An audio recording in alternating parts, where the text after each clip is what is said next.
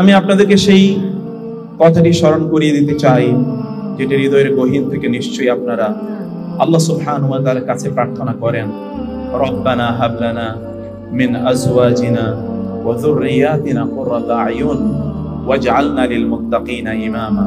রব্বানা হাব লানা মিন আজওয়াজিনা, আল্লাহ আমাদেরকে প্রদান করুন আমাদের স্বামী অথবা স্ত্রীর পক্ষ থেকে, তাদের মধ্য থেকে, ওয়া যুররিয়াতিনা এবং আমাদের সন্তান সন্ততির পক্ষ থেকে, তাদের মধ্য থেকে, কুররাতা আয়ুন আমাদের চক্ষুকে শীতলকারী, আমাদের অন্তরকে প্রশান্তকারী, যাদের দিকে তাকালে আমাদের চোখ জুড়িয়ে যাবে, এইরকম সন্তান এবং স্বামী স্ত্রী আমাদেরকে প্রদান করুন। এবং তাদের মাধ্যমে ওয়াজআলনা লিল মুত্তাকিনা ইমামা, মুত্তাকিদের জন্য আমাদেরকে ইমাম বানান। আল্লাহ সুবহানাহু ওয়া তাআলা কোরআনে অনেক স্টোরি বলেছেন, নট হিস্টোরি, স্টোরি, গল্প, যতটুকু বলা দরকার ততটুকুই। এটা বাইবেলের মতো না যেখানে কেবলমাত্র অমুকের নাম অথবা জন্ম, সন, তারিখ, স্থান ইত্যাদি উল্লেখ করেছেন। কেবল আল্লাহ সুবহানাহু ওয়া তাআলা which is needed and extremely necessary ততটুকু আল্লাহ তাআলা বলেছেন। তো আমাদের একটি হচ্ছে আল্লাহ সুবহানাহু ওয়া তাআলা মুসা আলাইহিস সালাতু ওয়াস সালাম এর মাকে বললেন, ইন্না রাদুহু ইলাইকা ওয়া জাইলুহু মিনাল মুরসালিন, আমি মুসাকে আপনার কাছে আবার ফিরিয়ে দেব এবং তাকে আমি রাসূল বানাবো। কাই তাকাররা আইনুহা ওয়ালা তাহজান, যেন আপনার চোখ আপনার সন্তানকে দেখে, আপনার সন্তানকে দেখে যেন আপনার চোখ শীতল হয়ে যায়। একজন সন্তানকে দেখলে মায়ের চোখ কেমনি শীতল হয় তার কথা আল্লাহ সুবহানাহু ওয়া তাআলা মুসা আলাইহিস সালাতু ওয়াস সালামের ঘটনা বর্ণনা করতে গিয়ে আল্লাহ সুবহানাহু ওয়া তাআলা বলেছেন, বাহ্যত যেটি সমুদ্রে ফেলে দেয়া সেটাই জগৎ সেরা একজন মানুষকে, জগৎ সেরা একজন মানুষে পরিণত করার নামান্তর আল্লাহ সুবহানাহু ওয়া তাআলা তা জানিয়ে দিলেন আমাদেরকে। মানে হচ্ছে আপনার সন্তানকে যদি সত্যিকার অর্থে আপনি চক্ষু শীতলকারী করতে চান, তাহলে মুসার মা যে কাজটি করেছে সেই কাজটি আপনাকে করা দরকার। সেই কাজটি কি? সেই কাজটি হচ্ছে মহান আল্লাহ সুবহানাহু ওয়া তাআলার নির্দেশ মানা এবং আল্লাহর নির্দেশ মোতাবেক সন্তানকে পরিচালনা করা। সম্মানিত অভিভাবক, অভিভাবিকা বৃন্দ, আপনাদের মনে রাখা দরকার, আপনাদের সন্তান হওয়ার আগে তারা মহান আল্লাহ সুবহানাহু ওয়া তাআলার স্লেভ, সার্ভেন্ট, আল্লাহ সুবহানাহু ওয়া তাআলার তারা বান্দা, এটি আপনাদের মনে রাখা দরকার। আপনাদের সন্তান হওয়ার আগে তারা আল্লাহর বান্দা। আপনাদের এবং আমাদের সামনে সবচেয়ে বড় চ্যালেঞ্জ এটি, তা হলো যে এরা সত্যিকার অর্থে আল্লাহর বান্দা হিসেবে বড় হয়ে উঠছে কিনা, অথবা আল্লাহর পক্ষ থেকে তো এরা আমানত, এই আমানত আল্লাহ সুবহানাহু ওয়া তাআলার কাছে ঠিক বান্দা রূপে ফিরিয়ে দিতে পারছে কিনা, সেটি সবচেয়ে বড় চ্যালেঞ্জ। এই জন্য the biggest challenge the parents face in their life is to keep their children as human beings as they were born or as they are created by Allah subhanahu wa ta'ala. আল্লাহ তাদেরকে যেমনি ভাবে আল্লাহর বান্দা হিসেবে সৃষ্টি করেছেন, সেরকম আল্লাহর বান্দা হিসেবে তাদেরকে গড়ে তোলা এবং আল্লাহ সুবহানাহু ওয়া তাআলার বান্দা হিসেবে তাদেরকে আল্লাহ সুবহানাহু ওয়া তাআলার কাছে আবার আমানত হিসেবে ফেরত পাঠানো, এটাই সবচেয়ে বড় চ্যালেঞ্জ। ইংরেজিতে বলা হয়, আপনার ইংলিশ সাইকোলজিতে বলা হয় থিওরি অফ অ্যাট্রিবিউশন। তার মানে হচ্ছে একজন সন্তান এমনিতে কখনো খারাপ হয়ে যায় না। আপনি যদি কোনো মানুষকে যদি কোনো একটা ঘরে বন্দি করে রাখেন, আপনি 10 বছর পরে তার মধ্যে অনৈক্যতা তৈরি হয়েছে, চুরির প্রবণতা তৈরি হচ্ছে, ডাকাতির প্রবণতা তৈরি হচ্ছে, স্ল্যাং এই মানসিকতা তৈরি হচ্ছে, অথবা পথভ্রষ্টতার ওয়ার্ডনেস, অথবা তার মধ্যে ডিরেইলমেন্ট, এগুলো তৈরি হচ্ছে, আপনি কখনোই খুঁজে পাবেন না। তার মানে এগুলো কোত্থেকে এসছে? তার মধ্যে এই যে করাপশন, অথবা তার মধ্যে যে কন্টামিনেশন, তার মধ্যে এই যে পথচ্যুতি, অথবা তার মধ্যে এই বিষাক্ত ভাব থেকে তৈরি হয়েছে। নিশ্চয়ই এর জন্য আমাদের দায় আছে, আমাদের দায়িত্ব আছে, সেটিকে এড়ানোর কোনো সুযোগ নাই। আমাদের সন্তানরা তারা নিষ্পাপ আকারে পৃথিবীতে এসেছিল, তাদের জন্ম হয়েছে তখন তাদের শরীরে এক ফোঁটা গুনাহ ছিল না। কিন্তু এরা যখনই বড় হয়, বড় হতে হতে এদের গোটা অস্তিত্ব গুনাহ পূর্ণ হয়ে যায়। এটা কিভাবে হলো? কোত্থেকে আসলো এটা? কিভাবে আসলো এটা? তার জন্য অবশ্যই আমাদের রিফ্লেকশন দরকার, আমাদের চিন্তা করা দরকার, আমাদের ভাবা দরকার যে আমরা এগুলো কোত্থেকে পেলাম অথবা কোত্থেকে এগুলো আসলো। এটি আমাদের ভাবতে হবে, এগুলো নিয়ে আমাদেরকে চিন্তা করতে হবে। আমি আপনাদেরকে সেই চিন্তার কয়েকটি খোরাক কেবলমাত্র আজকের আলোচনায় আমি আপনাদেরকে দিতে চাই। সম্মানিত ভাইরা এবং আমার প্রাণপ্রিয় বোনেরা, আল্লাহ সুবহানাহু ওয়া তাআলা আমাদের সন্তানদেরকে আমাদের জন্য নেয়ামত হিসেবে প্রদান করেছেন। বিশ্বাস করুন, আমি ব্যক্তিগতভাবে জানি কত এমন মানুষ আছে যারা একটি সন্তানের জন্য কি পরিমাণ যে কান্নাকাটি করে, তারা কত দৌড়ায়, তারা দৌড়াচ্ছে পাগলের মতো, তারা ডাক্তারের কাছে যায়, তারা কোন কনসালটেন্টের কাছে যায় কিভাবে একজন সন্তান তারা পাবে। কিন্তু এমনি যে আপনার সন্তান পেলেন, দিস আর গিফট ফ্রম আল্লাহ সুবহানাহু ওয়া তাআলা। আমাদের জীবনকে সাজানোর জন্য আমাদের অনেক ধরনের আয়োজন থাকে। কেউ কেউ আমরা একটা পারফেক্ট অথবা কমপ্লিট জীবন চাই, কেউ কেউ আমাদের জীবনটা চাই একটা নিরাপদ জীবন।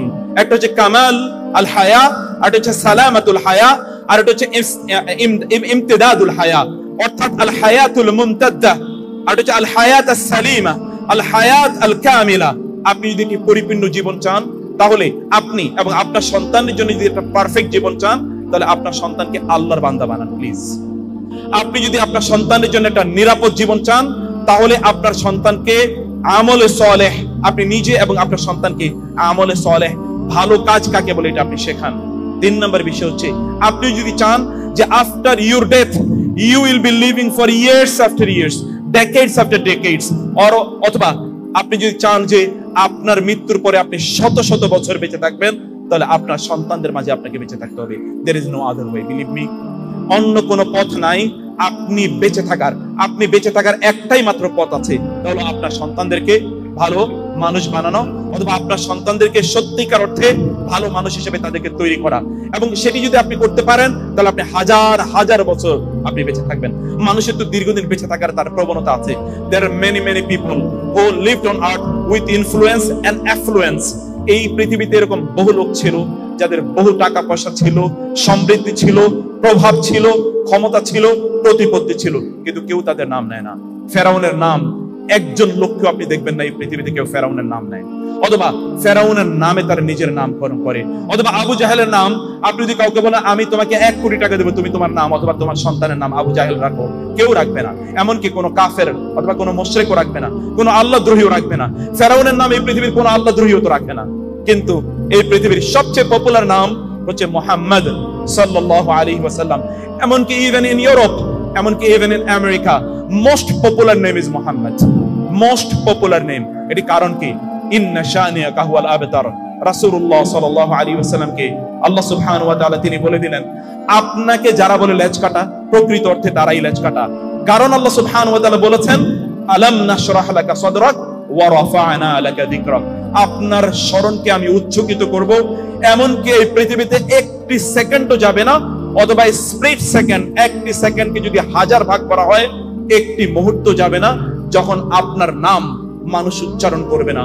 হয় এটা মন্দির অথবা এটা মসজিদ থেকে অথবা মিনার থেকে উচ্চারিত হবে, অথবা এটি মাঠে ঘাটে উচ্চারিত হবে, অথবা এটি মসজিদে উচ্চারিত হবে, অথবা সাজদায় এটি উচ্চারিত হবে, অথবা ক্লাসরুমে এটি উচ্চারিত হবে, অথবা কোনো শিক্ষক এটি উচ্চারণ করবেন, কোন নামাজি এটি উচ্চারণ করবেন, কোন মুয়াজ্জিন উচ্চারণ করবেন, অথবা কেউ সিজদার মধ্যে এটি উচ্চারণ করবেন, অথবা কেউ আল্লাহ সুবহানাহু ওয়া তাআলার কাছে প্রার্থনা করার জন্য এটি উচ্চারণ করবেন, কোন হতাশাগ্রস্ত ব্যক্তি তার হতাশা দূর করার জন্য, কোন গুনাহগার পাপিষ্ঠ ব্যক্তি তার পাপ অথবা গুনাহ থেকে মুক্তি পাওয়ার জন্য সাল্লাল্লাহু আলাইহি ওয়াসাল্লাম অথবা আল্লাহুম্মা সাল্লি আলা মুহাম্মদ আল্লাহুম্মা বারিক আলা মুহাম্মদ এটি বলবে। এবং সত্যিকার অর্থে ওই যে মালয়েশিয়া থেকে, ইন্দোনেশিয়া থেকে শুরু করে, জাপান থেকে শুরু করে মরক্কো পর্যন্ত আপনি যদি ইতিহাস খোঁজেন, দেখবেন একটি মুহূর্ত যায় না যখন লোকেরা আশহাদু আন্না মুহাম্মাদার রাসূলুল্লাহ এটা বলে না। এটি একটাই মাত্র কারণ, তা হচ্ছে তার জীবনকে তিনি মহান আল্লাহ সুবহানাহু ওয়া তাআলার জন্য উৎসর্গ করে দিয়েছেন। আল্লাহুম্মা ইন্না সালাতি ওয়া নুসুকি ওয়া মাহইয়ায়া ওয়া মামাতি লিল্লাহি রাব্বিল আলামিন লা শারীকা লাহু ওয়া বিযালিকা উমিরতু ওয়া আনা আউয়ালুল মুসলিমিন। সেজন্য আমি আপনাদেরকে ভূমিকাতে যে কথাটি বলতে চাই, সম্মানিত ভাইরা আমার, বোনেরা, আপনাদের প্রকৃত সম্পদ হচ্ছে আপনাদের সন্তানরা। বিশ্বাস করুন, আপনার প্রকৃত সম্পদ আপনার সন্তানরা। আমার প্রচন্ড পপুলার একটা স্টোরিটা হচ্ছে রবিআতুর রায়, ইমাম আবু হানিফা রাহিমাহুল্লাহর শ্রেষ্ঠতম শিক্ষক। তার নাম হচ্ছে রবিআতুর রায়। রায় মানে হচ্ছে তার বুদ্ধি, উইজডম এই লেভেলের ছিল যে তার নামের সাথে উইজডম এটি শব্দ যোগ করে দেওয়া হয়েছে। ইমাম আবু হানিফা রাহিমাহুল্লাহর শ্রেষ্ঠতম শিক্ষক হচ্ছেন রবিআতুর রায়। রবিআতুর রায় এর বাবার নাম ছিল ফররুখ। ফররুখ ছিলেন একজন মর্দে মুজাহিদ। তিনি জিহাদ করার জন্য বের হয়ে যেতেন।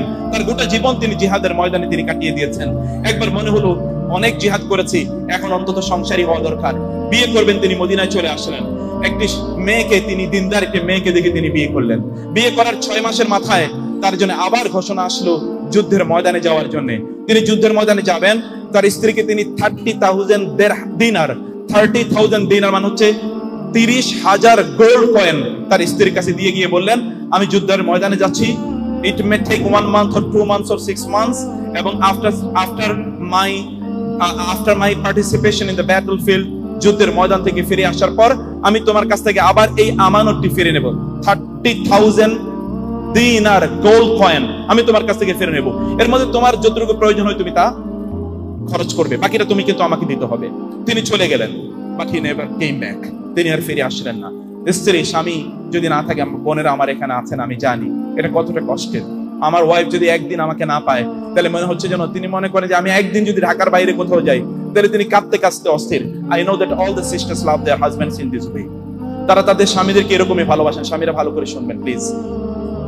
বোনেরা এরকম ভালোবাসেন, এমনকি তারা তাদের কলিজার সবচেয়ে গুরুত্বপূর্ণ জায়গাগুলোতে তাদের স্বামীদেরকে তারা স্থান দিয়ে রাখেন। যেহেতু আমি বলছিলাম যে তার স্বামী ফিরে আসে না, তার জন্য কতটা কষ্টের। তিনি রাস্তার দিকে তাকিয়ে থাকেন, লোকদেরকে জিজ্ঞেস করেন, যুদ্ধের সেনাপতিকে জিজ্ঞেস করেন আমার স্বামী কোথায়, জানি না তো। সেখানে তার সাথে সহযোদ্ধা যারা ছিলেন তাদেরকে জিজ্ঞেস করেন আমার স্বামী কোথায়।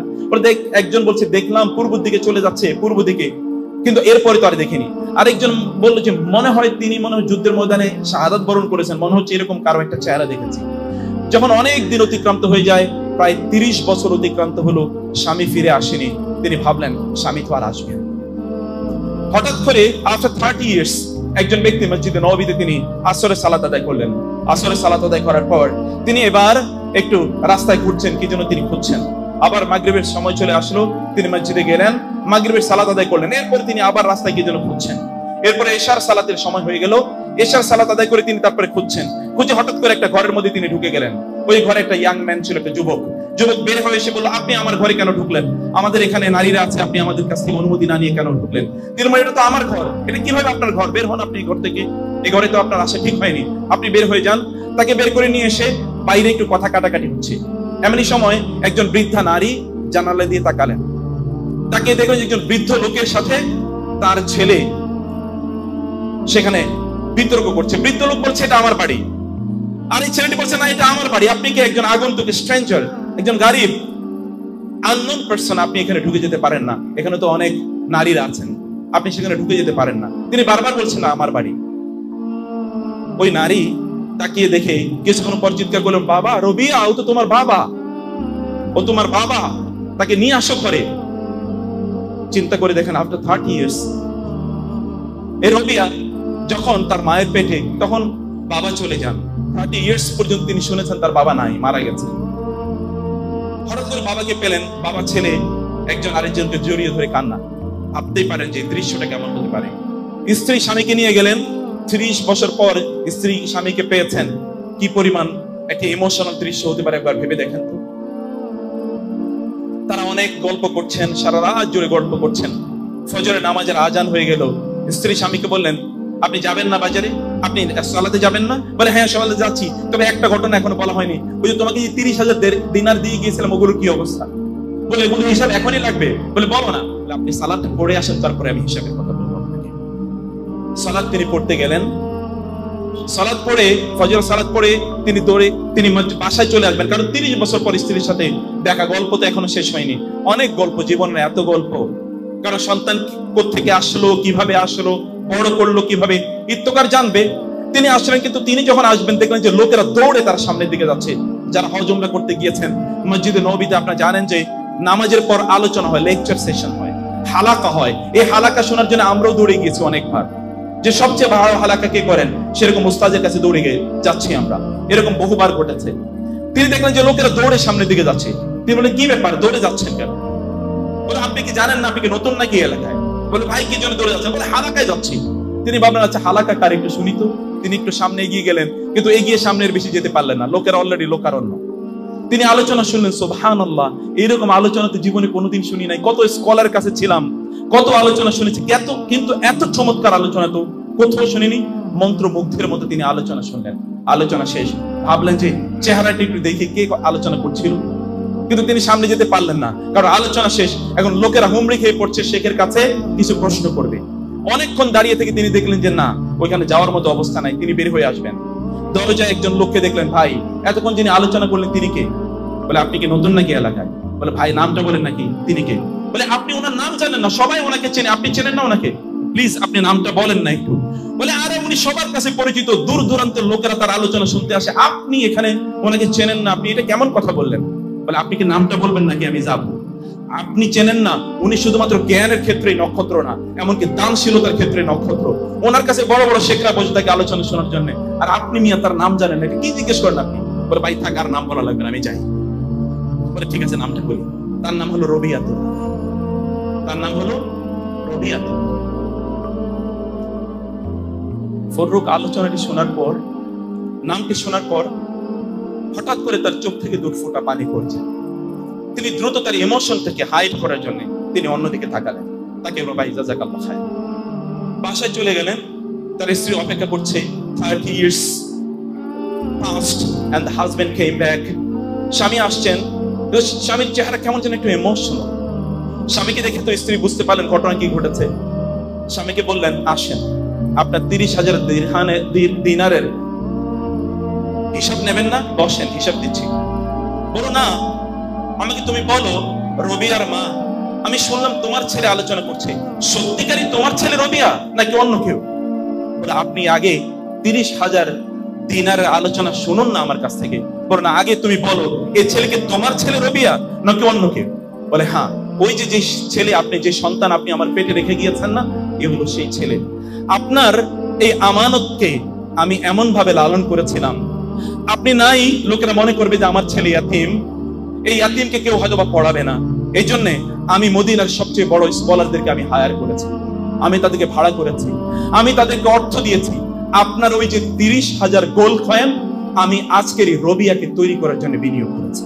এবার আপনি বলেন, আপনি কি সেই 30,000 দিনার আমার কাছে ফেরত চান নাকি এটা রবিয়া লাগে? তিনি বলেন, এরকম 1000 কোটি দিনার আমার ব্যয় করতে পারি আমি, কিন্তু একটা রবিয়াতুর রায় আমার কাছে 1000 কোটি দিনার চেয়ে অনেক অনেক বেশি উত্তম। একটা রবিয়াতুর রায় তৈরি করার জন্য দীর্ঘদিনের সাধনা লাগে, একটা অপ্রত্যয় লাগে, অধ্যাবসায় লাগে, এবং এইরকম একটা স্বপ্ন আপনাদের কাছে থাকতে হয়। সম্মানিত ভাইয়েরা এবং বোনেরা, আমি বলছি সত্যিকার সম্পদ কাকে বলে, এই সম্পদের একটা গল্প কেবলমাত্র আমি আপনাদেরকে শোনাতে চেয়েছি। আল্লাহ সুবহানাহু ওয়া তাআলা আপনাদেরকে যে সন্তান প্রদান করেছেন, এই সন্তানকে লালনের জন্য, এদেরকে লালন পালনের জন্য আপনাদের লাগে উইজডম, আপনাদের লাগে হচ্ছে প্রজ্ঞা, দূরদর্শিতা। এটা শুধুমাত্র কেবলমাত্র জ্ঞানের উপর, পুঁথিগত বিদ্যার উপর নির্ভর করে না, এটা তার চেয়ে বিয়ন্ড দি পুঁথিগত বিদ্যা।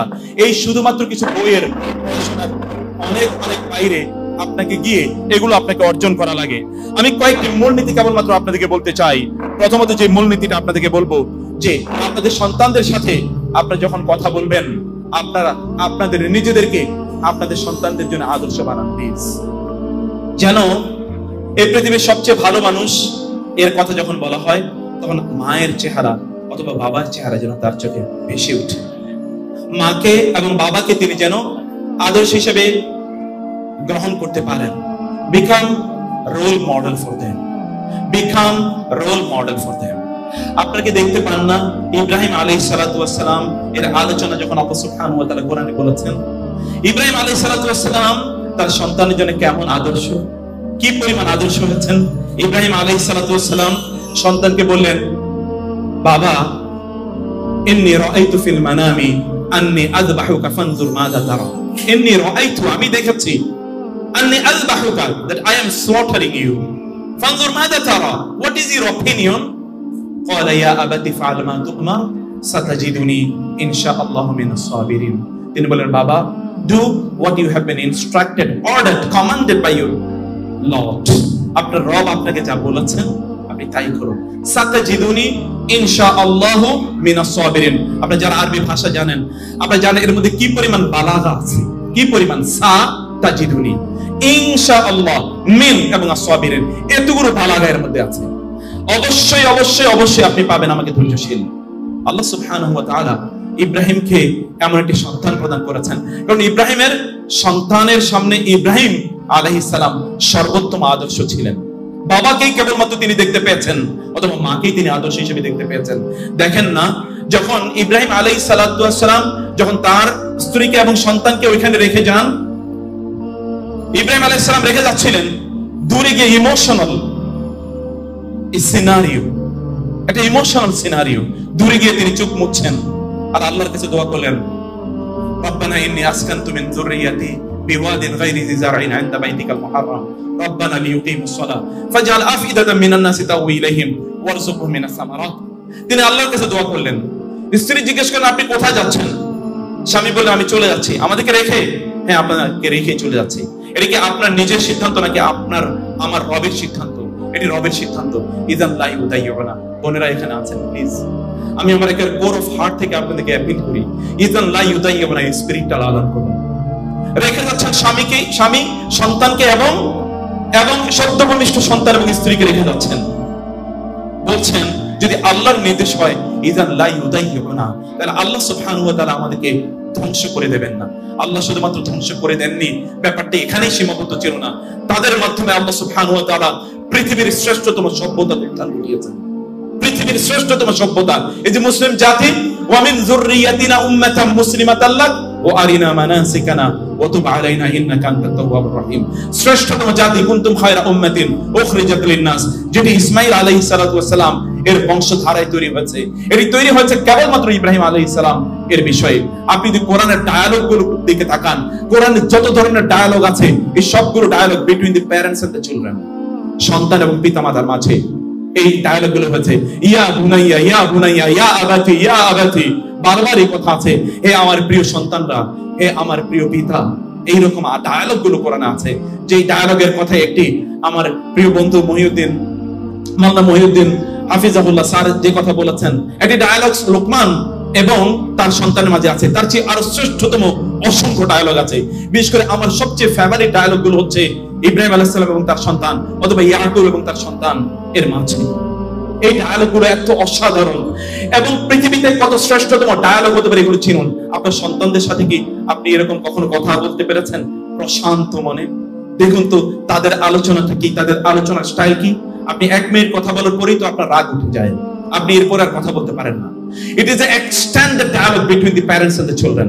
লম্বা আলোচনা, অনেক লম্বা আলোচনা, যে লম্বা আলোচনা সন্তান এবং পিতাদের মাঝে থাকে। আমি বলবো যে আপনাদের সন্তানদের সাথে যখন আপনারা কথা বলবেন, তখন তাদের এইজ গ্রুপটা দেখবেন।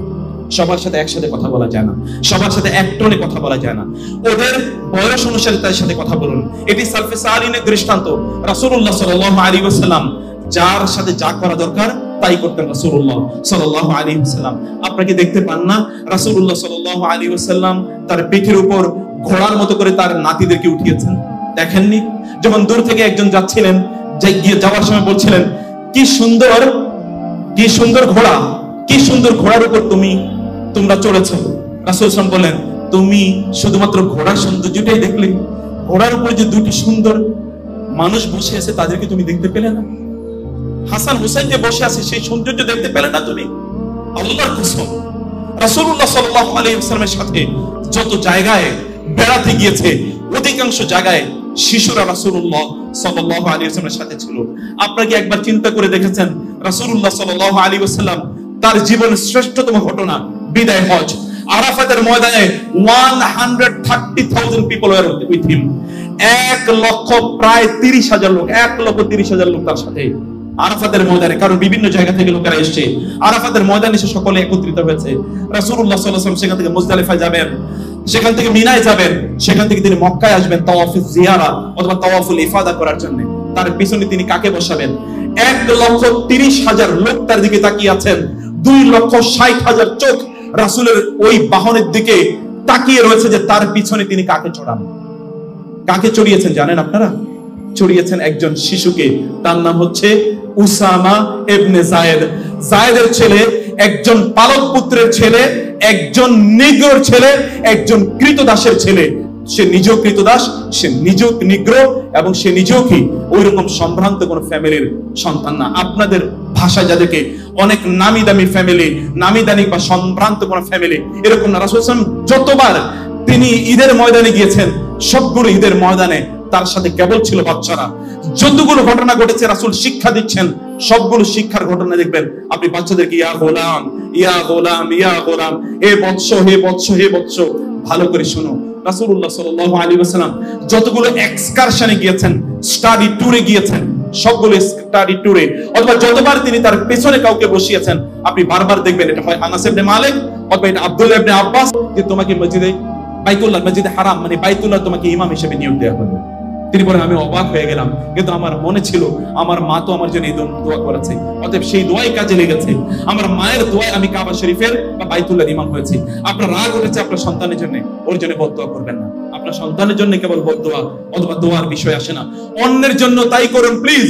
অন্যের বাচ্চারা খারাপ হয়ে গিয়েছে, এগুলো কখনোই আপনি মজা করে, আনন্দ করে, গর্ব করে, অহংকার করে এগুলো কখনো বলবেন না। এটি যখন বলেন তখন এটি প্রকারান্তরে আপনার সন্তানের জন্য ফিরে আসে। কারো যখন কোনো ত্রুটি বিচ্ছুতি দেখেন, কোনো ভুল দেখেন, তখন তার জন্য আল্লাহর কাছে দোয়া করুন।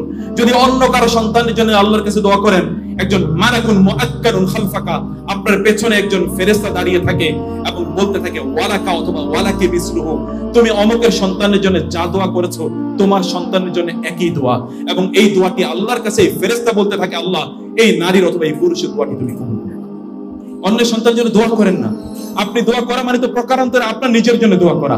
এবং এই অর্থে রাসূলুল্লাহ সাল্লাল্লাহু আলাইহি ওয়াসাল্লাম বললেন, একজন দুআউল মুমিনি লিআখিহি বিযহরিল গায়বি মুস্তাজাবুন, একজন ব্যক্তি যদি অন্য কোন মুসলিমের জন্য তার অনুপস্থিতিতে দোয়া করে তাহলে তার দোয়াটি কবুল হয়ে যায়, তাইলে তার দোয়াটি কবুল হয়ে যায়। এরকম ভাবে অন্যের সন্তানের জন্য আপনাদেরকে আমি দোয়া করার জন্য বলবো।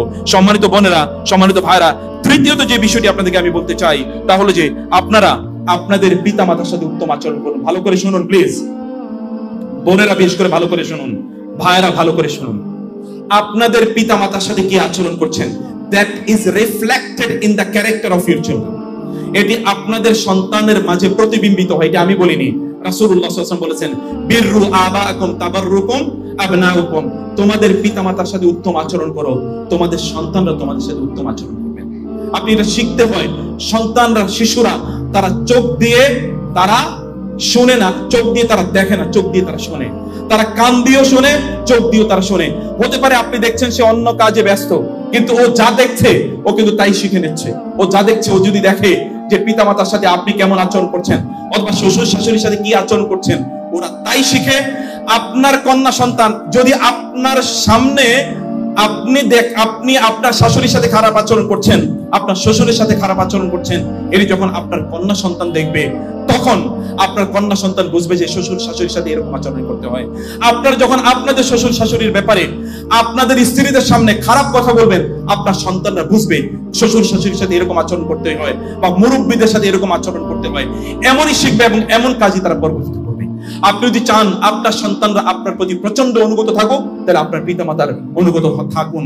আমি পৃথিবীর সবচেয়ে বড় বড় স্কলারদের কথা আমি জানি, তারা তাদের মায়েদের জন্য, তাদের বাবাদের জন্য টাইমগুলো স্পেশাল করে রাখতেন। এবং আমার বন্ধু এখানে আছে, সেও তার বাবা মায়ের কথা এই কথা আমাকে মাঝে মাঝে বলে যে তাদের জন্য সময়টা স্পেশাল। এর জন্য কোনো ভাগ নাই, এটা মায়ের জন্য আলাদা, এটা বাবার জন্য আলাদা, এটা আলাদা করে রাখুন। তাদের পাগুলো টিপে দিন, তাদের মাথাগুলো টিপে দিন, পানিটা একটু গরম করে দিন, খাবারটা একটু এগিয়ে দিন। আপনার সন্তানরা শিখুক পিতা মাতাদেরকে এইভাবে তাদেরকে খেদমত করতে হয়, তাদেরকে শ্রদ্ধা জানাতে হয়। এগুলো যদি আমরা না করি তাহলে বুঝতে হবে যে আমরা সত্যিকার অর্থে আমরা বিপদের মধ্যে আছি। আপনাদের সন্তানদের সাথে আচরণের ক্ষেত্রে কোমল হন, কোমল প্লিজ। আল্লাহ সুবহানাহু ওয়া তাআলা তিনি বলেছেন, ফাবিমা রাহমাতিন মিনাল্লাহি লিনতা লাহুম ওয়ালাউ কুনতা ফাজ্জান গালিজাল কলবি লানফাদ্দু মিন হাওলিক। আমি এখানে অনেক পুরুষদের ঘটনা জানি, তারা বাইরে যখন কথা বলেন প্রচন্ড মিষ্টি মুখ, মুখ থেকে হাসি এক মুহূর্তের জন্য ঝরে না, আর যখন বাসায় যায় তখন ফেরাউনের ক্যারেক্টার নিয়ে যায়। মানে দরজাটা খোলার সাথে সাথে মনে হচ্ছে যেন অগ্নিমূর্তি। কেন দরজা খুলতে 3 মিনিট দেরি হলো, 1 মিনিট দেরি হলো, মনে হচ্ছে যেন লাঠি নিয়ে এখনই পিটানো শুরু করবে। অথচ তিনি এর মধ্যে কিন্তু 3 ঘন্টা 4 ঘন্টা অন্যের সাথে আড্ডা দিয়ে এসেছেন। আমি এরকম বহু পুরুষের কথা জানি, তারা ঘরে আসার পরিবর্তে বন্ধুদের সাথে আড্ডা দিয়ে আসে, অন্য কোনো কাজ নাই। আড্ডা দিয়ে শেষ করে যখন হি ইজ এক্সস্টেড, যখন তিনি একেবারে ক্লান্ত, তখন ঘরে আসেন। আমি এরকম বহু বোনদের কথা জানি, বান্ধবীর সাথে গল্প, এমনকি আজকের তরকারিতে লবণ কতটুকু দিয়েছে এটা নিয়েও হাসির ছলে তারা ঘন্টার পর ঘন্টা আলোচনা করে যান, কিন্তু স্বামীর সাথে আলোচনা করতে গিয়ে 2 মিনিট পরে মারামারি হয়। এবং এই জন্য আমি আপনাদেরকে বলি যে আপনারা যদি আপনাদের স্বামী অথবা স্ত্রীর সাথে যদি 10 মিনিট কথা কন্টিনিউ না করতে পারেন, তাহলে বুঝতে পারবেন দ্য ম্যারেজ ইজ ফলিং। আপনাদের বিবাহটা অলরেডি পতনের মুখে আছে। যদি 10 মিনিট কথা না বলতে পারেন, 10 মিনিট তাদের সাথে কথা বলুন, গল্প করুন, হাসতে থাকুন। আপনাদের সন্তানরা দেখুক আপনাদের মধ্যে কি রিলেশন আছে, ওরা জানুক রিলেশনের মর্যাদাটা কি, ওরা শিখুক সম্পর্কের মর্যাদাটা কি, ওরা শিখুক, ওরা জানুক। আপনি এক্সস্টেড অবস্থায় বাসায় ফিরবেন না, আপনি ক্লান্ত অবস্থায় বাসায় ফিরবেন না। বাসায় ফিরে আপনি অন্য কিছু নিয়ে ব্যস্ত থাকবেন না। ওদের জন্য সময় দিন, ওদেরকে সময় দিন। কারণ আপনার সকল লম্প ঝম্প যত দৌড়াদৌড়ি আছে, সব দৌড়াদৌড়ি আপনি আপনার সন্তানদের জন্য করেন। এটি যখন আপনি মুখটাকে ফুলিয়ে বলেন, তখন আমি অবাক হই। আমার তখন চিৎকার করে বলতে মনে চাই এটা মিথ্যা। এটা আপনি আপনার নিজের জন্য করছেন, ওদের জন্য করছেন না। ওদের জন্য বলে where is your time for them. তাদের জন্য আপনার সময় কোথায়? এক মুহূর্ত সময় তাদের জন্য ব্যয় করার মতো সময় নাই। আপনি তাদের সাথে বসুন, তাদের সাথে কোমলতার সাথে কথা বলুন। আপনি গোটা পৃথিবীর মানুষকে মানুষ বানিয়ে লাভ কি? আপনার সন্তানরা যদি অমানুষ হয়, গোটা পৃথিবীর মানুষকে মানুষ বানিয়ে লাভ কি? আপনার সন্তানদের জন্য শ্রেষ্ঠতম শিক্ষক আপনি হন। এই জন্য আমাদের কবিরা এই কথা বলেছেন, লাইসাল ইয়াতীমু মান ইনতাহা আবাহু। যার পিতা মারা গিয়েছে সেই ব্যক্তি প্রকৃত অর্থে ইয়াতীম নয়, ওয়ালাকিন্নাল ইয়াতীমা, বরং ইয়াতীম হচ্ছে মান কানা লাহু আবুন মাশগুলান আও উম্মুন মাশগুলাতান। যেই সন্তানের পিতা অথবা মাতা অন্য কোনো কাজে প্রচন্ড পরিমাণ ব্যস্ত, সন্তানদেরকে সময় দিতে পারে না, ওই সন্তানটি প্রকৃত অর্থে ইয়াতীম। আপনার সন্তানকে সত্যিকার অর্থে আপনি ইয়াতীম বানিয়ে দিয়েছেন। ওকে আপনি সময় না দিয়ে ওর সাথে কোমল আচরণ করুন। যত হাসি আছে ওদের সাথে হাসুন, ওদের সাথে আপনি খিটখিট করে হাসুন, ওদের সাথে আপনি পুরো অস্তিত্বকে জুড়িয়ে হাসুন। আপনার মুখ হাসুক, আপনার হাত হাসুক, আপনার পা হাসুক, এবং আপনার গোটা শরীর তাদের সাথে হাসুক। এরকম একটা হাসি তাদের সাথে হাসুন, তাদের সাথে খেলা করুন। মায়েরা বিশেষ করে বলছি, ওদের সাথে বিভিন্ন ধরনের খেলার বিভিন্ন জিনিস আপনারা তৈরি করুন। একা একা করার দরকার নাই। আমাদের সন্তানরা ডিভাইসের প্রতি কেন আসক্ত হবে, এই কথা সবাই কেবলমাত্র বলে যায়। এই আসক্তির মূল কারণ তো আপনি তাকে সময় দেন না। ও তো ওর মধ্যে আপনি ছোটবেলায় কি করেছেন? এই যে মায়েরা এখানে আছে, আমি বহু মায়েরা জানি, তাদের তাদের তাদের তাদের যে সোফাগুলো আছে, এই সোফাগুলো নষ্ট হয়ে গেছে তাদের বাচ্চারা ওখানে পেশাব করতে করতে। আমি খারাপ ভাবে নেবেন না প্লিজ, আমি এটা অভিজ্ঞতা থেকে বলছি। I know the stories, so much stories I know, কারণ বহু লোকের সাথে আমার ইন্টারঅ্যাকশন হয়। কিভাবে জানেন? ওই যে ওইখানে টেলিভিশন দেখতে বসিয়ে দিয়েছে, ওইখানেই খেয়েছে, ওইখানে পায়খানা করেছে, ওইখানে পেশাব করেছে। কারণ কি? মা অন্য কাজে ব্যস্ত। কারণ কি? মা অন্য কাজে ব্যস্ত, অথবা বাবার অন্য কাজে ব্যস্ত, বাচ্চারা ওইখানে বসিয়ে দিয়েছে এবং ও ওইটা নিয়ে ব্যস্ত, ব্যাপক পরিমাণে ব্যস্ত আছে। আপনার সন্তানকে আপনি সময় দিন। ওই টেলিভিশন দেখে, ওই সিনেমা দেখে আপনার লাভ কি? কিছুদিন পরে আপনার সন্তানই সিনেমার একটা কারণ হয়ে যাবে। কিছুদিন আগে অনেকে আমরা বলে থাকি যে এই করেছে, পিতা মাতা তারা মারা গিয়েছে, সন্তানরা খবরও নেয় নাই। ওই সন্তানরা খবর নেয় না যে পিতা মাতা তাকে আগে সময় দেয় না, এখন সন্তান সময় দেবে কোথেকে? সন্তান তো বুঝেই না যে সময় দেওয়া লাগে, ও তো বুঝেই না। ও তো মনে করে যে এই ডিভাইসের তো গুরুত্ব অনেক অনেক বেশি। আপনার সন্তান এর হাত থেকে ডিভাইস পড়ে গেলে আপনি যতটা রাগান্বিত হন, এটা ফেটে গিয়েছে, যতটা রাগান্বিত হন, ততটাকে রাগান্বিত হন তার মূল্যবোধের জন্য, ততটাকে রাগান্বিত হন তার ইসলামাইজেশনের জন্য। আপনার সন্তান, আপনার ডিভাইসটাকে আপনি যতটা মর্যাদা দেন, আপনার সন্তানের মর্যাদা আল্লাহর কসম ততটুকু নাই। আপনি কেবলমাত্র মুখে দাবি করেন, সত্যিকার অর্থে অন্তরে এটা নাই। সত্যিকার অর্থে অ্যাপ্লিকেশন বা আচরণে এটা একেবারেই খুঁজে পাওয়া যায় না। ওকে আপনি সময় দিন, অন্য আলোচনা করে লাভ নাই। ডিভাইস থাকলে তারা পথভ্রষ্ট হয়ে যাবে। তাইলে তো জাহিলি যুগের লোকেরও রাসূলুল্লাহ সাল্লাল্লাহু আলাইহি ওয়াসাল্লামের সান্নিধ্যে এসে তারাও ওই পথ থেকে ফিরে আসতে পারতো না। আপনাদের নিজেদেরকে কষ্টি পাথর ইত্যাদিতে পরিণত করা দরকার আপনাদেরকে। সেজন্য আমি বলছি, ওদের সাথে গল্প করুন। আমাদের সালাফরা অথবা তাদের মায়েরা, তাদের বাবারা তাদের সন্তানদেরকে নিয়ে কি করতেন? আপনি কয়টি গল্প তার সাথে করেছেন?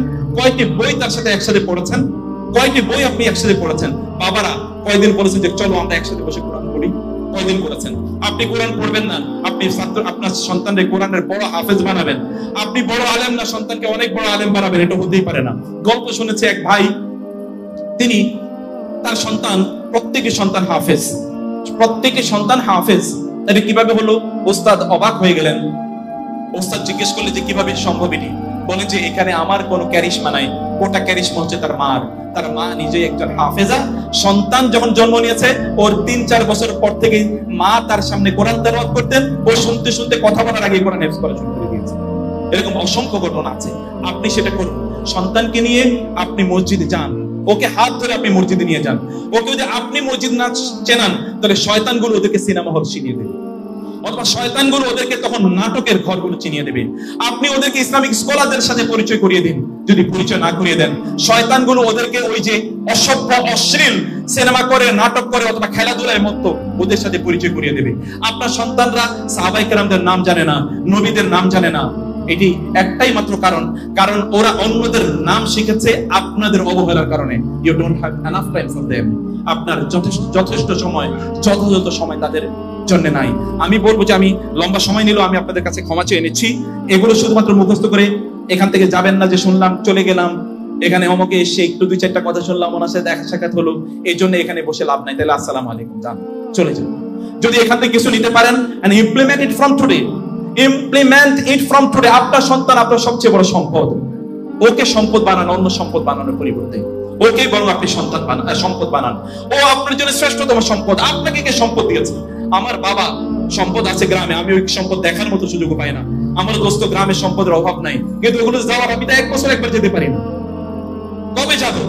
আপনি আপনার সন্তানকে সম্পদ বানান। ওই সম্পদ কোনো কাজে লাগবে না। রিয়েল সম্পদ, রিয়েল প্রপার্টি যেটি, সেটা বানানোর জন্য আপনাকে অবশ্যই সন্তানদের সাথে আচরণের ক্ষেত্রে আমি আবার বলি, প্লিজ খুবই কোমল ভাবে কথা বলুন, খুবই সুন্দর ভাবে কথা বলুন, কারণ ওরা আপনার কাছ থেকে শেখে। আপনারা কি শুনেন না এটাকে বলা হয় মাদার ল্যাঙ্গুয়েজ, মাতৃভাষা? এটাকে পিতৃভাষা বলা হয়। মাতৃভাষা কেন বলা হয়? এটা তো মায়ের কাছ থেকে শুনে ভাষা শিখেছে। সন্তানরা স্ল্যাং থেকে শিখে। আপনারা ভাষায় গালাগালি করবেন, মারামারি করবেন, দুইজনের সাথে মারামারি করবেন, আর এই সন্তানরা সবচেয়ে ভালো মানুষ, সভ্য মানুষে পরিণত হবে। এটা কোশ্চিনকালে হবে না, কোশ্চিনকালে হবে। এটা কখনো হবে না, এটা কখনো হবে না, এটা হওয়ার মতো না। আপনাকে দেখাতে হবে যে সভ্যতা কাকে বলে, ভদ্রতা কাকে বলে, শালীনতা কাকে বলে, উচ্চারণ কাকে বলে, শব্দ চয়ন কাকে বলে, ডিকশন কাকে বলে, কিভাবে বিহেভ করতে হয়, বডি ল্যাঙ্গুয়েজ গুলো কেমন হতে হয়, কোন শব্দ কোন জায়গায় বলতে হয়, এগুলো তাকে শেখানো লাগে। এগুলো প্রত্যেকটি দিকে নজর রাখা লাগে। এগুলো খুব বিজ্ঞতার সাথে, প্রজ্ঞার সাথে এগুলোকে সমাধান করতে হয়। আপনাদেরকে মধ্যম পন্থা অবলম্বন করা লাগে। অনেক পিতামাতা আছেন, আমি একবার কোন একটা জায়গায়, বিশাল, এটা বাংলা সরকারের বিশাল একটা প্রজেক্ট, সেখানকার প্রধান আমাকে নিয়ে গেলেন, স্যার আপনার এখানে একটু কথা বলতে হবে। আমার পাশে বসেছিলেন সেই প্রতিষ্ঠানের আরেকজন সেকেন্ড ইন কমান্ড। তিনি বলেন যে স্যার, আমার সন্তানকে কিন্তু আমি কখনোই ওকে আমি বলি না যে তুমি নামাজ পড়ো, আমি কেবলমাত্র ওকে এনকারেজ করি, নামাজ পড়া ভালো, ইত্তকার বলি। ওকে আমি স্বাধীনতা দিয়েছি, ও যেন নামাজ পড়লে পড়লো, না পড়লে নাই, ও যেন এটাকে চয়েস করে, নিজের অন্তর থেকে এটাকে ভালোবাসা শুরু করে। আমি এটি বলেছি, আমি বললাম sorry sister, you are mistaken, আপনি ভুল পথে আছেন। আপনার বাচ্চাকে কোন স্কুলে ভর্তি করাবেন সেটার জন্য কি বলেছেন বাবা এই স্কুল ভালো, তুমি কোনটা চয়েস করবে বলবো? বলে স্যার এটা কোনো কথা বলেন, এটা কেমনে হয়? তো সেই ক্ষেত্রে আপনার কোনো স্বাধীনতা নাই, কেবল আল্লাহর ক্ষেত্রে আপনি স্বাধীন।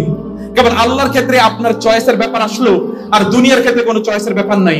আমাদের সালাফরা বলে গিয়েছেন, আউইদু আওলাদাকুম আলাল খায়রি ফা ইন্নাল খায়রা আদাতুন। ভালো কাজে অভ্যাস তৈরি করে দিতে হয়, কারণ ভালো কাজ একটা অভ্যাসের নাম। এখানে অনেকেই আছেন, আপনি মনে করেন যে নামাজ না পড়লে ভালো লাগে না। এটা একটাই মাত্র কারণ, আপনার পিতামাতা আপনাকে নামাজ শিখিয়েছে, তারা আপনাকে নামাজ শিখিয়েছে। তাদের সাথে আচরণগুলো এমন হওয়া দরকার, প্রচন্ড কঠিন। আপনি জানেন যে একটা সুতা অথবা রশি, এটাকে যত টাইট দেবেন তত এটা ছেঁড়া শুরু করবে। বেশি টাইট দিতে গিয়ে বহু সন্তান, আমি নিজে দেখেছি, আমার আত্মীয় স্বজনের মধ্যে এমন ছিল, এত টাইট দিয়েছে এখন সুতা পুরো ছিঁড়ে গেছে। ওই যে ঘুড়ির মতো এখন আর খুঁজে পাওয়া যায় না। আবার অনেকে এত লুজ দিয়েছে, তাও কি শয়তানের রাস্তায় চলে গেছে। নো, আল্লাহ সুবহানাহু ওয়া তাআলা আল ওয়াসাতু আল আদালু, রাসূল সাল্লাল্লাহু আলাইহি ওয়াসাল্লাম বলেছেন মধ্যম পন্থা হলো শ্রেষ্ঠতম পন্থা। কুনতুম খায়রা ওয়া কাযালিকা জাআলনাকুম উম্মাতান ওয়াসাতা, তোমরা মধ্যমপন্থী জাতি। প্রত্যেকটা কাজে, প্রত্যেকটা আচরণে আপনাদেরকে মধ্যম পন্থা অবলম্বন করতে হবে, সেটি আপনাদেরকে করা দরকার। আপনাদের সন্তানদেরকে দিনদার সন্তান বানানো, এটি আপনাদের প্রধানতম এবং মূল উদ্দেশ্য হওয়া দরকার। আপনাদের সন্তানদেরকে দিনদার বানানো। আমি আপনাদেরকে যে অনুরোধটা করতে চাই, তাহলে যে সত্যিকার অর্থে আপনার সন্তানরা কি জিপিএফ পেল, সে কত বড় আপনার রেজাল্ট করলো, কোন ইউনিভার্সিটিতে ভর্তি হলো, এগুলো দেখে লাভ নাই। বহু পৃথিবীতে রাসূলুল্লাহ সাল্লাল্লাহু আলাইহি ওয়াসাল্লাম কোন ইউনিভার্সিটিতে পড়েছেন, সাহাবায়ে কেরামরা কোন ইউনিভার্সিটিতে পড়েছেন, তারা এই পৃথিবীর একজন ওমর যদি এই পৃথিবীতে আরেকবার জন্ম নেয়, এই গোটা পৃথিবী আবার জান্নাতে পরিণত হয়ে যেতে পারে। একজন আবু বকর যদি এই পৃথিবীতে আরেকবার আসে, তাহলে এই পৃথিবীতে নাস্তিকবাদ বলতে একটা বিন্দু থাকতে পারে না। আবু বকর রাদিয়াল্লাহু তাআলা আনহু দীপ্ত কণ্ঠে উচ্চারণ করেছিলেন, আয়াম কুসুদ্দিন ওয়া আনা হাইয়ুন। আবু বকর বেঁচে থাকতে দ্বীনের উপর কেউ আঁচড় ফেলবে, এটা হতেই পারে না। এটি কেমনে তৈরি হচ্ছে? এমনি তৈরি হচ্ছে, একটা বিশ্ববিদ্যালয় পড়েছে, যে বিশ্ববিদ্যালয়ের নাম হচ্ছে the university of prophet Muhammad সাল্লাল্লাহু আলাইহি ওয়াসাল্লাম। সন্তানদেরকে ভালো মানুষ বানানো, এই প্রতিযোগিতাই নাই, এই আলোচনাই নাই, কোথাও ইউনিভার্সিটি গুলোতে এই আলোচনাই নাই ওদেরকে ভালো মানুষ। এই জন্য আপনার সন্তানরা নিষ্পাপ সন্তান ইউনিভার্সিটিতে যায়, ওইখান থেকে ও ডাকাত হয়ে বের হয়ে আসে, অথবা ওইখান থেকে ও লুটেরা হয়ে বের হয়ে আসে। ইউনিভার্সিটির সন্তান একটা ছাত্র 100 কোটি টাকা কিভাবে থাকে? ও তো এখানে শিক্ষা গ্রহণ করতে গিয়েছে, কে তাকে এই লোক দেখালো? কারা তাকে এটা করলো? ওইখানে মূল্যবোধের অভাব আছে। মানুষ বানানোর প্রজেক্ট একেবারেই নাই, মানুষ বানানোর প্রজেক্ট নাই। আমরা মানুষ হিসেবে জন্ম নিয়েছি, কিন্তু আপনি দেখবেন মানুষের অস্তিত্ব কোথাও নাই। একজন সালাফ, তিনি দিনের বেলা বাজারে গিয়েছেন হারিকেন নিয়ে। লোকেরা প্রশ্ন করলো, দিনের বেলা হারিকেন নিয়ে ঘটনা কি? তিনি বলেন, মানুষ খুঁজতেছি। বলে, মানুষ খুঁজতেছেন? এত মানুষ বাজারে, আবার হারিকেন নিয়ে? তিনি বলেন, আমি তো একটাও মানুষ দেখতে পাই না। আল্লাহ সুবহানাহু ওয়া তাআলা বলেছেন, উলাইকা কাল আনআমি বাল হুম আযল্ল। আপনার সন্তান অনেক বড় শিক্ষিত হওয়ার প্রয়োজন নেই, অনেক বড় ভালো মানুষ হোক, আল্লাহ সুবহানাহু ওয়া তাআলা তাকে ভালোবাসবেন, ফেরেশতারা তাকে ভালোবাসবেন, গোটা জমিনবাসী তাকে ভালোবাসবে। তাদেরকে ভালো মানুষ বানান, তাদেরকে ভালো মানুষ বানানোর চিন্তা করুন আপনারা, এবং সেই জায়গায় আপনাদের যতটুকু সম্ভব আপনাদের সময় বা সম্পদ আপনারা ব্যয় করুন। সম্মানিত বোনেরা, ভাইয়েরা, আমি আর 4-5 মিনিটের মধ্যে আপনাদেরকে একটা ক্লোজিং আমি আসতে চাই। আল্লাহ সুবহানাহু ওয়া তাআলা দেখছেন, এই শিক্ষা তাদেরকে দেন, এই দীক্ষা তাদেরকে দেন। আল্লাহ তাদেরকে দেখছেন, এই অনুভূতি তাদের মধ্যে তৈরি করে দেয়া দরকার। আল্লাহ যে তাদেরকে দেখছেন, কে শেখাবে তাদেরকে? এটা তাদেরকে কে শেখাবে? আপনি আসলে তারা পড়তে বসে, আপনি জিজ্ঞেস করলে নামাজ পড়ে, তাহলে আল্লাহ সুবহানাহু ওয়া তাআলার কথাকে কে শেখাবে? আল্লাহ সুবহানাহু ওয়া তাআলার কথাকে কে শেখাবে? ওই যে আমরা ছোটবেলায় গল্প শুনেছি, বাবা ছেলেকে নিয়ে গেছে চুরি করার জন্য, তো ছেলেকে বললো যে আমি গাছে উঠলাম, ওইখান থেকে নারকেল পারবো। কোন চোর দেখলে, কেউ আমাকে দেখছে, এটা দেখলেই তুমি বলবে যে বাবা বাবা বলে চিৎকার করবে, তাহলে আমি কি দ্রুত নেমে যাবো, কারণ যেন ধরা না খাই। বাবা উপর গাছের উপরে উঠেছে, ছেলেকে এসে পরে চিৎকার করে বাবা বাবা, ছেলে বাবা তাড়াতাড়ি নেমে গেল এবং দুজন পালাইলো দৌড়াইলো। বলছে, কে গো আমাদেরকে দেখছিল? বলে, হ্যাঁ। কে? আল্লাহ। কে দেখছেন? আল্লাহ। আরে আমি মনে করেছিলাম বুঝি কোনো মানুষ দেখেছে, তুমি এটা কি করলা? বলে, আল্লাহ। বাবা, আল্লাহ দেখেছেন, এটা কি তোমার কখনোই মনে হয় না? তোমার কি এটি কখনোই ভাবতে মনে চায় না যে আল্লাহ দেখছেন, আল্লাহ দেখেছেন, আল্লাহ দেখেছেন, আল্লাহ দেখছেন? এইরকম অনুভূতি একজন নারীর থেকে একটা ওমর ইবনে আব্দুল আজিজকে জন্ম দিতে পারে। যেমনি ভাবে ওমর ইবনে আব্দুল আজিজ জন্ম হয়েছে ওই নারীর নাতির ঘরে, নাতনির ঘরে, যে নারী ওমর রাদিয়াল্লাহু তাআলা আনহুর যুগে তার মাকে বলেছিলেন, মা, ওমর দেখেনি বটে, কিন্তু ওমর রবকে দেখেনি। ওমর দেখেনি বটে, কিন্তু ওমর রব তো দেখছেন, ওদের দুধের সাথে আমি পানি মিশাই কিভাবে? সে নারীর পরবর্তী প্রজন্মের ঘরে আল্লাহ সুবহানাহু ওয়া তাআলা আরেকটা ওমর, সেকেন্ড ওমরকে সৃষ্টি করেছেন। বোনেরা, ভাইরা, আপনাদের সন্তানদের মাঝে আল্লাহ সুবহানাহু ওয়া তাআলা দেখছেন, এরকম একটা অনুভূতি তৈরি করে দিন, যেটি লোকমান আলাইহিস সালাম তার সন্তানকে বলেছিলেন, ইন্নাকা ইন তাকুম মিসকাল হাববাতিন মিন খারদালিন ফাতাকুন ফি সাখরাতিন আও ফিস সামাওয়াতি আও ফিল আরদি ইয়াতি বিহা আল্লাহ। এ সন্তান, তুমি সামান্যতম শিরক করো, আল্লাহ সুবহানাহু ওয়া তাআলা দেখছেন, কারণ এই জমিনে অথবা আসমানে সামান্য বিন্দু পরিমাণ কোনো জিনিস যদি থাকে, ইয়াতি বিহা আল্লাহ, আল্লাহ তাআলা তা নিয়ে আসবেন, এবং তার জন্য আল্লাহ সুবহানাহু ওয়া তাআলার সামনে তোমাকে জবাবদিহি করতে হবে। অতিরিক্ত ওয়াজ নসিহত সন্তানদেরকে করবেন না। এখন আমি কিন্তু অনেক বেশি করে ফেলছি আপনাদের, এবং এই জন্য বলছি আমি খুব আমি এটাকে শর্টকাট করার চেষ্টা করছি। অনেক নসিহত করলে পোলাপান বিগড়ে যায়। আমি বহু লোকের দেখেছি খালি পোলাপানের নসিহত করে, এরপরে পোলাপান নসিহতের কোনো গুরুত্বই বোঝে না। নসিহত করার দরকার নাই, do in action, not in words. আপনার মুখ দিয়ে বলে লাভ নাই, কারণ সন্তানরা ওরা মুখের কথা শুনে না, ওরা আসলে আপনার কাজটা দেখতে চায়। অতএব আপনি আপনার কাজ করে দেখান। ওয়াজ নসিহত কম করুন, কথাবার্তা কম বলুন, কিন্তু কাজ করুন। তাদেরকে নিয়ে সালাতে দাঁড়িয়ে যান না। বোনেরা, আপনার সন্তানদেরকে নিয়ে যদি আপনি সালাতে না দাঁড়ান, তাহলে কি হবে? সকালবেলা কোলাহল, আপনি স্কুলে আসার জন্য হইচই, কিন্তু নামাজের জন্য কোনো চিন্তাই নাই। ফজরের নামাজ মিস হয়ে গেল। যেই দিন তাদের স্কুল নাই, অথবা তাদের মাদ্রাসা নাই, অথবা যেদিন তার পরীক্ষা নাই, ওই দিন তারা ঘুম থেকে 10টায় উঠে, ও তো জাহান্নামে যাওয়ার রাস্তায় অলরেডি আছে। আপনি তাকে কোথায় নিয়ে যাবেন? এই সফলতা তাকে কোথায় নেবে? সালাতের জন্য যদি তাকে না দাঁড়াতে, তাকে যদি না জাগাতে পারেন, আল্লাহর ভালোবাসা যদি ওর মধ্যে তৈরি না হয়, তাহলে এই শিক্ষা দিয়ে কোনো লাভ হবে না। যত বড় শিক্ষাবিদ তত বড় ডাকাত। দেখেন না এখন অনেক বড় আপনি যদি সমাজের অবস্থা দেখেন, এমনকি এই দেশেরও আপনি দেখবেন যারা সবচেয়ে বেশি শিক্ষিত, এদের মধ্যে সবচেয়ে বেশি দুর্নীতি, অপরাধ প্রবণতা তাদের মধ্যে বেশি। আপনি তো অপরাধী তৈরি করছেন। এই শিক্ষা মানুষকে মূল্যবোধ শেখায় না, সেই শিক্ষা প্রকৃত অর্থে কোনোভাবেই শিক্ষা নয়। অতএব আপনি আপনার সন্তানকে যদি সত্যিকার অর্থে যদি ভালো মানুষ বানাতে চান, তাহলে আল্লাহ সুবহানাহু ওয়া তাআলা সম্পর্কে তাকে স্মরণ করিয়ে দিন, প্রতি মুহূর্তে তাকে আল্লাহ সুবহানাহু ওয়া তাআলার কথা বলুন, পরম ভালোবাসা দিয়ে সন্তানকে লালন করুন। ওকে কি আপনি চুম্বন করেন, জড়িয়ে ধরে? আমি একসময় বলতাম যে আমার বাসায় যাওয়া, আমার পার্সোনাল স্টোরি বলি, আমি বাসায় যাওয়া মানে হচ্ছে ওই দিন, মানে আমি বাসায় যাওয়া মানে হচ্ছে আমার বাচ্চাদের এটা ঈদ। আবার বলি, আমি বাসায় যাওয়া মানে হচ্ছে ঈদ, মানে everyday is there Eid day, believe me. কারণ কি, বাসায় গেলে ওরা হুড়মুড় করে বড় হয়ে গেছে, তারপরে এসে আমাকে একটা হাগ করবে। How many times you have hugged your children? আপনি কয়বার আপনার সন্তানকে জড়িয়ে ধরেছেন, ওকে চুমু দিয়েছেন? রাসূলুল্লাহ সাল্লাল্লাহু আলাইহি ওয়াসাল্লাম সন্তানকে চুমু দিলে আকরা বিন হাবিস বললেন, ইয়া রাসূলুল্লাহ, বাচ্চাদেরকে চুমু দিচ্ছেন নাকি আপনি? বলে হ্যাঁ। বলে আমার তো 10টা সন্তান, আমি তো একটারও চুমু দেই না। রাসূলুল্লাহ সাল্লাল্লাহু আলাইহি ওয়াসাল্লাম বললেন, কারো অন্তরে যদি আল্লাহ মমতা তৈরি করে না দেন, তাহলে আমি কোত্থেকে তৈরি করে দেব? আপনার সন্তানদের জন্য কি মমতা আপনার আছে, ভালোবাসা আছে? ওরা ফিল করুক আপনার উষ্ণতা। আপনার উষ্ণতা ওরা ফিল না করলে তারা অন্য জায়গায় উষ্ণতা খুঁজবে। আমি জানি, এবং শিওরলি আমি জানি, বহু সন্তানরা তারা অন্য জায়গায় বন্ধুত্ব খুঁজে, তাদের বেস্ট ফ্রেন্ড অন্যরা। কারণ কি জানেন? কারণ তার মা অথবা তার বাবা তার বেস্ট ফ্রেন্ড, বরং তার বেস্ট এনিমি, ওয়ার্স্ট এনিমি, সবচেয়ে বড় শত্রু তার পিতা মাতা। শত্রুতা কেন তৈরি করলো? কারণ আপনি তো তাকে ভালোবাসা দেননি, ভালোবাসা তাকে আপনি বুঝাতেই পারেন নাই। এই জন্য সে অন্য জায়গায় ভালোবাসা খুঁজে। মানুষ ভালোবাসার জন্য ক্রেভ করে, ভালোবাসার জন্য মানুষ উদ্গ্রীব থাকে। এই ভালোবাসা আপনার সন্তানকে আপনার অবশ্যই প্রদান করা লাগে। রাসূলুল্লাহ সাল্লাল্লাহু আলাইহি ওয়াসাল্লাম কি করেছেন, এরকম অসংখ্য ঘটনা আছে। আপনারা জানেন, এই যে উসামার কথা বলেছি, উসামা রাদিয়াল্লাহু তাআলা তার অসুস্থ ছিলেন। রাসূল সাল্লাল্লাহু তার জিহ্বার সাথে তার জিহ্বাটি লাগাতেন। এই যে আমরা বাচ্চাদের সাথে জিহ্বা লাগিয়ে খেলি না, এটা রাসূলুল্লাহ সাল্লাল্লাহু আলাইহি ওয়াসাল্লাম করতেন। তার নাকের সাথে জিহ্বা লাগিয়ে তার সাথে খেলতেন। বাচ্চাদের সাথে করুন না, ওরা ফিল করুক ওর মা, তার মার অনুপস্থিতি। আপনি উপস্থিত নাই বাসায়, বাবা বা মায়ের কথা বলছি, আপনি বাসায় নাই, আপনার সন্তান দোয়া করে, আল্লাহ বাবা যেন আরেকটু পরে বাসায় আসে, বুঝলেন? You are already lost. আপনার সন্তান যদি দোয়া করে, আল্লাহ মা যেন আজকে একটু পরে আসে, আজকে মা একটু বাইরে গেছে, এখন আমরা কম্পিউটার দেখব, তাহলে বুঝলেন ইউ আর অলরেডি লস্ট। তারা আপনাকে ফিল করতে হবে, মা তুমি না থাকলে আমার একটু ভালো লাগে, বাবা তুমি আসলে আমার সবচেয়ে ভালো সময়টা কাটে। এরকম একটা রিলেশন তাদের মধ্যে তৈরি করেন না। যদি সত্যিকার অর্থে তাদেরকে আপনি চান যে তারা আপনার সাথে গ্লুড অবস্থায় থাকুক, ওদেরকে দুনিয়া সম্পর্কে শেখান, দুনিয়া সম্পর্কে তাদেরকে জানান, যেন তারা দুনিয়া বুঝে। তাদেরকে পণ্য এর প্রতি তাদের গুরুত্ব না দেখিয়ে তাদেরকে মূল্যবোধের প্রতি গুরুত্ব দেখান। এর আগে আমি যিনি বলেছিলাম, কোন ডিভাইস আপনার তার হাত থেকে পড়ে গেছে, এই জন্য তাকে প্রচন্ড ভাবে মারলেন, ফজরের নামাজের জন্য একটা শব্দ বলেন নাই, already they are in the hell. ও তো বুঝলো যে এই পণ্যের গুরুত্ব অনেক বেশি, এটার দাম অনেক বেশি, মূল্যবোধের চেয়ে, আল্লাহর সাথে রিলেশনের চেয়ে এটার দাম অনেক অনেক বেশি। তারা বলে এটা তারা মনে করেছে। আপনাকে তাকে অবশ্যই সম্মানজনক ভাবে তার সাথে কথা বলা, কারণ ওরা সম্মান পেতে চায়, প্রত্যেকটা বাচ্চাই সম্মান পেতে চায়। আপনি একটু দেখবেন, ওর সাথে একটু রাগান্বিত অথবা একটু খারাপ কথা বলে ওর মনটা খারাপ হয়ে যায়। তার কি মন নাই? তার আছে। ও কি বড় হবে না? ও কি জানতে হবে না যে কিভাবে কথা বলতে হয়?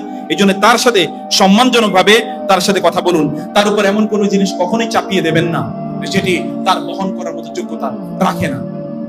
এতটা চাপিয়ে তার জন্য দেবেন না, এটি কখনোই তার জন্য কল্যাণকর নয়।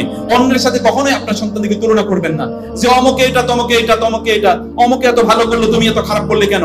এমনকি সন্তানদের মাঝে পরস্পরের সাথে কখনোই তুলনা করবেন না। আমার ছোট বাচ্চাদের গল্প বলি। আমার ওয়াইফ যেটি করেছে, এটা ভুল করেছেন তিনি।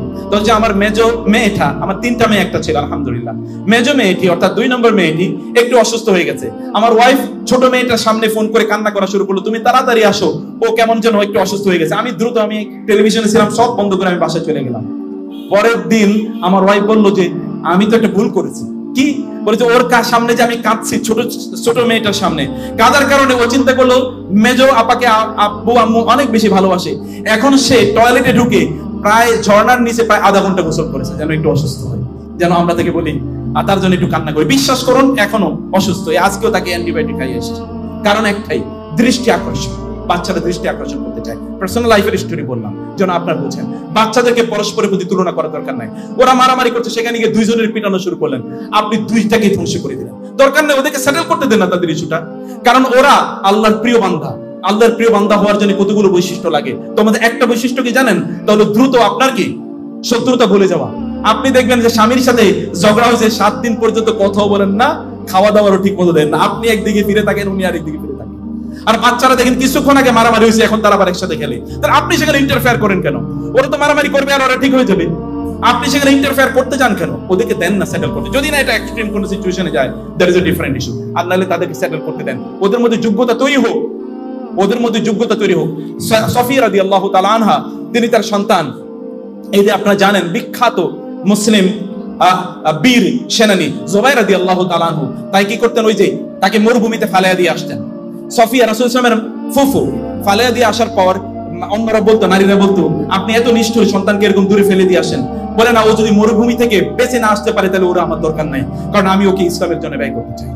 ও যদি বের না হয়ে আসতে পারে ওইখানে মরুভূমির সাথে, যদি মরুভূমির এই উত্তপ্ত আবহাওয়া থেকে যদি বেঁচে না আসতে পারে, তাহলে এই পোলা দিয়ে আমি কি করব, এই সন্তান দিয়ে আমি কি করব। পরবর্তীতে মুসলিমদের বীর সেনানী তিনি হয়েছেন। যেই দিকে তিনি যুদ্ধে যেতেন ওই দিকে অন্যরা নাস্তানাবুদ হয়ে যেত, তারা যুদ্ধের ময়দান থেকে পালাতে হতো। সম্মানিত বোনেরা এবং ভাইয়েরা, আমি কিছু স্ক্র্যাচ আপনাদেরকে দেওয়ার চেষ্টা করেছি, আপনারা অনুগ্রহ করে, এর মধ্যে আরো বহু ইস্যু আছে, সেগুলো আপনারা জানেন, আপনারা আমার চেয়ে অনেক অনেক বেশি জানেন, কেবল অ্যাপ্লিকেশন একটা বিষয়। আল্লাহ সুবহানাহু ওয়া তাআলা আপনাদেরকে এবং আমাদেরকে বোঝার তৌফিক দান করুন। আমাদের সন্তানরা যেন আমাদের নয়নের মণি হয়, আমাদের চক্ষুকে শীতলকারী সন্তান হয়, আমাদের অন্তর তাদের দিকে তাকালে যেন আমাদের হৃদয়টা ভরে যায়, যেন আমি বলতে পারি, আল্লাহ তোমার আমানত আমি ঠিক রেখেছি। যেন আমার মৃত্যুর পর আমার সন্তানরা আল্লাহর কাছে দোয়া করে দু চোখ, আমি জানি এখানে অনেকের চোখে পানি আসে না, আমি জানি এরকম, কারণ আমাদের পিতামাতা হয়তো আমাদেরকে চোখে পানি কিভাবে আসে তা শেখায়নি। আমি জানি অনেকের অন্তর এরকম হয়ে গেছে, কিন্তু আমি অনেকেরই জানি এখনো তার পিতামাতার কথা বলা। আমি বৃদ্ধ বহু লোকের দেখেছি, বিশ্বাস করুন, বহু বৃদ্ধ লোকের দেখেছি পিতামাতার কথা বলার সাথে সাথে অঝোর তারা কাঁদতে থাকে আল্লাহর কাছে। কিন্তু আমি বহু যুবকের দেখেছি তার চোখ থেকে একটা ফোঁটা পানিও পড়ে না, বাবা মারা গেছে তার চোখ থেকে একটা পানিও পড়ে না। আমি বহু যুবককে দেখেছি। ওই রকম যুবকদের জন্য, যুবতীদের জন্য আমার কাঁদতে মনে হচ্ছে যে সত্যিকার অর্থে এরা তো লস্ট। আর ওই বৃদ্ধরা এখনো পিতামাতার কথা বলে তারা কাঁদে, তারা আসলেই পিতামাতার ভালোবাসা তারা কাকে বলে এটা তারা বুঝেছে। আপনাদের সন্তানদেরকে এরকম বানান যেন আপনার মৃত্যুর পরে দুহাত তুলে আল্লাহর কাছে বলতে পারে, রব্বির হামহুমা কামা রাব্বায়ানি সগীরা, আমার পিতামাতাকে ক্ষমা করে দাও আল্লাহ, আমার পিতামাতাকে জান্নাত দান করো। এরকম অনুভূতি যেন তাদের মধ্যে তৈরি হয়, এই দীক্ষাটি আপনাদের সন্তানদেরকে দেবেন। আমি অনেক অনেক কৃতজ্ঞ আমার বন্ধু বিষ্ণু ইসলামী স্কলার। আমার এই বন্ধু এক জায়গায় কথা বললেই তো এর চেয়ে বড় বিশাল বড় গ্যাদারিং এর জন্য যথেষ্ট, এবং এত বড় উস্তাদরা এখানে, স্কলাররা এখানে আছেন, মাশায়েখে আযম আছেন, বোনেরা যা বলেছে সুবহানাল্লাহ, এইটুকুই যথেষ্ট। তারপরে আমি বলেছি আপনাদেরকে গরমের মধ্যে বসিয়ে রেখেছি, আমাকে ক্ষমা করে দিন প্লিজ, কারণ I love my children, believe me, I love my children. আমার মা ছোটবেলায় আমার এই মাথায় হাত ধরে কত যে কেঁদেছেন, এই কাঁদার দৃশ্যগুলো এখনো আমার মনে পড়ে। আল্লাহর কসম, আমাদের কোনো যোগ্যতা নেই, আল্লাহর কসম কোনো যোগ্যতা নেই, কেবল আমার মায়ের দোয়ার যোগ্যতা ছাড়া কিছু। আমার মায়ের দোয়া, আমার এই বন্ধু সে গল্পই বলে, আমাদের মা বা বাবাদের দোয়া ছাড়া কিছু নাই, আর কিছু নাই আমাদের জীবনে। মা বাবার দোয়া একজন মানুষকে যে কোথায় নিয়ে যেতে পারে, এটা যারা এটা পেয়েছে কেবল তারাই বুঝতে পারে। আপনাদের সন্তানরা তেমন হোক, আল্লাহ সুবহানাহু ওয়া তাআলা আপনাদের সন্তানদের মাধ্যমে আপনাদের মুখকে উজ্জ্বল করুন। আল্লাহ সুবহানাহু ওয়া তাআলা আপনাদের দুনিয়া এবং আখিরাতে আপনাদের সন্তানদের জন্য, সন্তানদের মাধ্যমে আপনাদের কল্যাণ নিশ্চিত করুক আল্লাহ তাআলার কাছে সেই দোয়া করে আমি আপনাদের কাছে আবার ক্ষমা চেয়ে আমার লম্বা আলোচনা শেষ করছি। আল্লাহ সুবহানাহু ওয়া তাআলা সবাইকে অনেক অনেক কল্যাণ দান করুন। আযা সাল্লাল্লাহু সুবহানাহু ওয়া তাআলা নবিয়ানা মুহাম্মদ ওয়া আলিহি ওয়া সাহবিহি আজমাইন। সুবহানাকাল্লাহুম্মা ওয়া বিহামদিক আশহাদু আল্লা ইলাহা ইল্লা আনতা আস্তাগফিরুকা ওয়া আতুবু ইলাইক। ওয়াসসালামু আলাইকুম ওয়া রাহমাতুল্লাহি ওয়া বারাকাতুহু।